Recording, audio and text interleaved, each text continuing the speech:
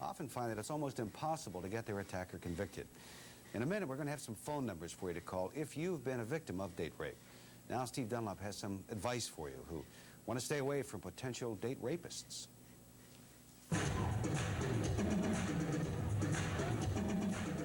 Clubland is where New York unwinds after work and parties after dark. Often it's where friendships are cemented, friendships which began perhaps in the classroom or on the job. But in an age of so-called sexual liberation, some men have become slaves to the notion that women have something else on their minds. I think it's very hard to be a friend, a woman friend. I mean, to have a woman friend. Without sex? Yeah, without sex. They expect you to immediately jump to bed or doing something. But others say some men expect women to reciprocate, especially at the end of an expensive evening. They feel that they need some kind of payback for what they've done for this girl. They feel that she's sort of being inactive on the date and she should reciprocate somehow. And that's the best way that she can. Sex? Yes. I think the bottom line is if he thinks that $100 spent equals sex, he could just as easily go down to 8th Avenue and 42nd Street and probably pay less. Ellen Doherty runs a rape crisis center on Manhattan's Upper West Side. The psychological impact of date rape, she says, can be more far-reaching than when a victim is raped by a stranger. If you are on the subway at 11:30 at night and someone grabs you and pulls you off of the subway car and into a tunnel in a subway station, you can say, I was going from point A to point B, minding my own business, didn't know this person, and this happened. If you go to someone's house for a drink after seeing a movie and having dinner, and you really think it's going to be a drink, and he rapes you, you say, how could I have been wrong about him? And if I'm wrong about this judgment, what other judgments do I make all the time in my life that are wrong? And what happens? Why does it happen?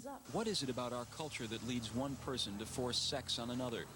At a Columbia University conference on sexual assault, some students blamed media stereotyping. You've seen scantily clad women being used to sell automobiles, being used to sell everything, and small children see this and they get an idea of women in their minds as things, as something that are objects of exchange. You go to the movies, you just go see Rambo. I mean, you don't see Rambo, hell, he'd date rape. I mean, but the people who've studied date rapists say the problem usually begins in childhood. Professor Andrea Parrott of Cornell University is author of a scientific study on date rape.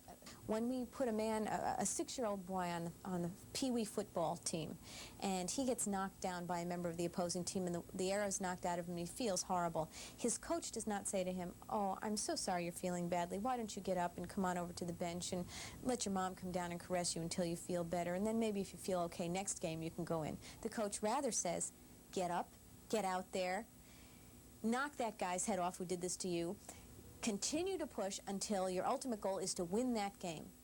In later life, says Parrott, that attitude manifests itself in a reluctance by men to take no for an answer. Even if a woman says no, and she means it about sex, he doesn't believe it. Parrott and other authorities offer a number of warning signs to women who wish to recognize potential date rapists. Beware, they say, of men whose behavior seems odd or inappropriate, of men who touch you suggestively or move in too close, of overly aggressive males who compete with women and see them as sneaky, of men who break the law generally, of men who speak about violence as an acceptable way to settle an argument. Above all, the experts say, if you feel uncomfortable in a certain situation, let your intuition be your guide. If, God forbid, it ever happens to anyone, which it does many times, go to court. Definitely go to court. But if you or someone you know has become the victim of a date rape, whether or not you go to court, the important thing is not to face it alone. With the right type of counseling, the silent scars of this event need not be permanent.